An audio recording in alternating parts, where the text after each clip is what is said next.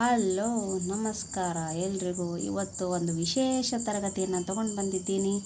ಅದು ಏನಪ್ಪ ಅಂತಂದರೆ, ಯಾವುದಾದ್ರೂ ಒಂದು ಮಾತಿನಲ್ಲೇ ನಾವು ಅಥವಾ ವಾಕ್ಯದಲ್ಲೇ ಆಗಿರ್ಬೋದು, ಇದರ ಸಂಭಾಷಣೆಯಲ್ಲೇ ಆಗಿರ್ಬೋದು, ಬಳಕೆ ನುಡಿ ಅಂತ ಕರಿತೀವಿ. ಅದಕ್ಕೆ ಇನ್ನೊಂದು ಪರ್ಯಾಯ ಅರ್ಥ ಅಂತಂದರೆ ಪಡೆ ನುಡಿ ಅಂತ ಹೇಳಿ ಕರಿಬೋದು. ಬಳಕೆ ನುಡಿಯಲ್ಲಿ ಏನೇನು ನಾವು ಬಳಸ್ತೀವಿ, ಈಗ ಗ್ರಾಂಥಿಕ ಭಾಷೆ ಆಗಿರ್ಬೋದು, ಗ್ರಾಂಥಿಕ ಅಂತಂದರೆ ಗ್ರಂಥದ ಮೂಲಕ ಅಂದರೆ ಪುಸ್ತಕದ ಭಾಷೆ ಆಗಿರ್ಬೋದು ಅಥವಾ ಬಳಕೆ ಭಾಷೆ ಆಗಿರ್ಬೋದು, ಯಾವ ರೀತಿ ಬಳಸ್ತೀವಿ ನಾವು.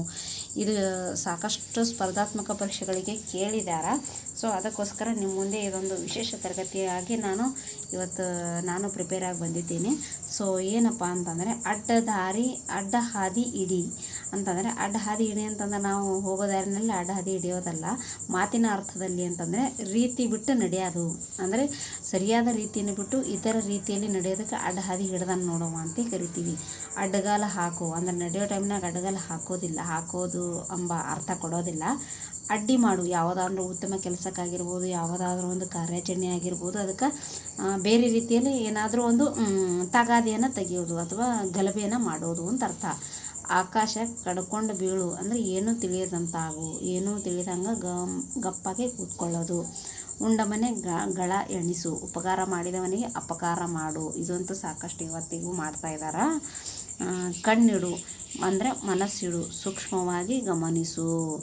ಸ್ವಲ್ಪ ನಮ್ಮ ಮನೆ ಕಡೆ ಕಣ್ಣಿಡ್ತಾ ಇರು ಅಂತ ಅಂತಾರಲ್ಲ, ಅಂದರೆ ಅದಕ್ಕೆ ನೋಡಿಕೊಂಡು ಕೂತ್ಕೊಳ್ಳೋದಲ್ಲ. ಕಣ್ಣಿಡು ಅಂದರೆ ಸೂಕ್ಷ್ಮವಾಗಿ ಅವಾಗವಾಗ ಗಮನಿಸ್ತಾ ಇರಬೇಕು, ಯಾರು ಬರ್ತಾ ಇದ್ದಾರೆ, ಯಾರು ಹೋಗ್ತಾ ಇದ್ದಾರೆ ಅಂತ ಹೇಳಿ ಈ ಮಾತಿನ ಅರ್ಥ.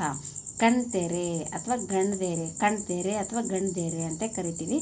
ವಿಚಾರ ಮಾಡು ಅಂದರೆ ಈಗ ವಿಚಾರ ಮಾಡಿ ನೋಡು, ಕಣ್ ತೆರಿ, ಸ್ವಲ್ಪ ಗೊತ್ತಾಗ್ತದೆ ನಿನಗೆ ಹೊರಗಿನ ಪ್ರಪಂಚ ಏನು ಅಂತ ಹೇಳಿ ಅಂತಾರಲ್ಲ, ಆ ರೀತಿ ಅರ್ಥ ಕೊಡ್ತದ. ಕಾಲು ಕೆದರು ಅಂದರೆ ಜಗಳ ತೆಗಿ. ಏನಪ್ಪ ಕಾಲು ಕೆದರಿ ಜಗಳಕ್ಕೆ ಬರ್ತಿಲ್ಲ ಅಂತಾರಲ್ಲ, ಅದೇ ರೀತಿ. ಕಾಲ ಮೇಲೆ ನಿಲ್ಲು ಅಂದರೆ ಸ್ವಾವಲಂಬಿ ಆಗು, ಅಂದರೆ ಯಾರಿಗೂ ಭಾರ ಆಗಲಾರ್ದಂತಹ ಒಂದು ಜೀವನ ನಡೆಸುವಂತೆ ಹೇಳಿ ಅರ್ಥ ಕೊಡ್ತದ. ಕಾಲ್ಬಿಡಿ ಅಂದರೆ ಶರಣಾಗು. ಕಿವಿ ಕಚ್ಚು ಅಂದರೆ ಚಾಡಿ ಹೇಳು.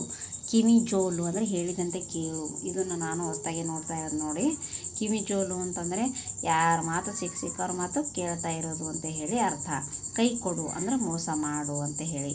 ಕೆಂಡಕಾರು ಅಂದರೆ ಸಿಟ್ಟಾಗು ಅಥವಾ ದ್ವೇಷ ಮಾಡು. ಕೈಯಲ್ಲಿ ಕಡ್ಡಿ ಕೊಟ್ಟು ಹೇಳು, ಪರಿಪರಿಯಿಂದ ಹೇಳು. ಅಂದರೆ ಸಾಕಷ್ಟು ಜಾಣಸಿ ಹೇಳಿದ್ದೀನವ, ನನ್ನ ಮಾತಂತೂ ಕೇಳ್ತಾ ಇಲ್ಲ ಅಂತಾರಲ್ಲ, ಆ ರೀತಿ ಇದು ಪರಿಪರಿಯಿಂದ ಹೇಳು. ಕೈ ನೋಡು ಅಂದರೆ ಬಲ ಪರೀಕ್ಷಿಸು. ಕೈ ಮೇಲೆ ಕೈ ಹಾಕು, ವಚನ ಕೊಡು ಅಂದರೆ ಪ್ರಾಮಿಸ್ ಮಾಡು. ಕೈ ತೋರಿಸು, ಬಲ ಪ್ರದರ್ಶಿಸು ಅಥವಾ ಮೋಸ ಮಾಡು. ಕೈ ತೋರಿಸು ನೋಡವ, ನಮ್ಗೆ ಮೋಸ ಮಾಡೋ ನೋಡು ಅಂತ ಹೇಳ್ತೀವಲ್ಲ, ಆ ರೀತಿ. ಕೈ ಕೊಡು ಕೂಡ ಇದೇ ಅರ್ಥ ಕೊಡ್ತದ. ಕೈ ಕೊಡು, ಮೋಸ ಮಾಡು ಅಥವಾ ಕೈ ಕೊಡು ಅಂತಂದ್ರೆ ನೆರವಾಗು ಕೂಡ ಅರ್ಥ ಆಗ್ತದೆ. ಇಲ್ಲಿ ಕೈ ಕೊಡು ಅಂತಂದರೆ ಬಲ ಪರೀಕ್ಷಿಸು ಅಂತ ಹೇಳಿ ಅರ್ಥ ಕೊಡ್ತದೆ. ಕೈ ಚಾಚು ಬೇಡು, ಕೈಗೂಡು, ಕೈಗೂ ಬಾಯಿಗೂ ಜಗಳ ಹತ್ತು ಅಂದರೆ ಊಟ ಮಾಡು ಅಥವಾ ತಿನ್ನು. ಕೈ ತೊಳ್ಕೊಂಡು ಬೆನ್ನು ಹತ್ತು, ಇವಾಗ ಕೈ ತೊಳ್ಕೊಂಡು ಬೆನ್ನು ಹತ್ತೇನೋ ಅಂತೀವಲ್ಲ, ಆ ರೀತಿ. ಗಂಟು ಬೀಳೋದು. ಕೈ ತೋರಿಸು, ಬಲ ಪ್ರದರ್ಶಿಸು ಅಥವಾ ಮೋಸ ಮಾಡು. ಕೈ ಆಸೆ ಮಾಡು, ಲಂಚ ಬೇಡು. ಗಾಳಿಗೆ ತೂರು, ತಿರಸ್ಕರಿಸು. ಗಿಳಿ ಓದು, ಅರ್ಥ ತಿಳಿಯದೆ ಓದು. ಗುಟ್ಟು ರಟ್ಟಾಗು, ಗುಟ್ಟ ಸಂಗತಿ ಬಯಲಾಗು. ಗುಡ್ಡಕ್ಕೆ ಕಲ್ಲು ಹೊರು, ವ್ಯರ್ಥ ಕೆಲಸ ಮಾಡು. ಇವು ಅಷ್ಟಲ್ಲದೆ ಇನ್ನೂ ಕೆಲವೊಂದು ತೊಗೊಂಡು ಬಂದಿದ್ದೀನಿ. ನಾನು ವಿಡಿಯೋ ಮುಖಾಂತರ ಹಾಕ್ತಿರ್ತೀನಿ, ವಿಡಿಯೋ ಮಾಡ್ತೀನಿ ನೋಡಿ. ಇದನ್ನು ನೀವು ಆಮೇಲೆ ನೋಡ್ಕೋಬೋದು, ಸೂಕ್ಷ್ಮವಾಗಿ ಗಮನಿಸ್ಬೋದು. ಸೊ ಈ ರೀತಿ ನಾವು ಬಾಯಿ ಬಿಡು, ಬೈದಾಡು, ಸತ್ಯ ಹೇಳು, ಬಾಯಿಗೆ ಬಾಯಿ ಹತ್ತು, ಬಾಯಿ ಜಗಳ, ಬಾಯಿಯಲ್ಲಿ ನೀರು ಸುರಿಸು, ಆಸೆ ಪಡು, ಬೆನ್ನು ತಟ್ಟು, ಆಮೇಲೆ ಹುರುಪು ಕೊಡು ಅಂತ ಅರ್ಥ ಅಂದರೆ ಬೆಂಬಲ ನೀಡು ಅಂತ ಅರ್ಥ. ಬೆನ್ನು ತಟ್ಟು ಅಂದರೆ ಬೆರಳು ಕಚ್ಚು ಅಂದರೆ ಆಶ್ಚರ್ಯ ಪಡು. ಮನಸ್ಸಿನಿಗೆ ಮಂಡಿಗೆ ವ್ಯರ್ಥ ಆಲೋಚನೆ ಮಾಡು. ಮೂಲೆ ಗುಂಪಾಗು, ಕೆಲಸಕ್ಕೆ ಬಾರದಾಗು. ಮೋರೆಗೆ ಮಸಿ ಹಚ್ಚು, ಹೆಸರು ಕೆಡಿಸು.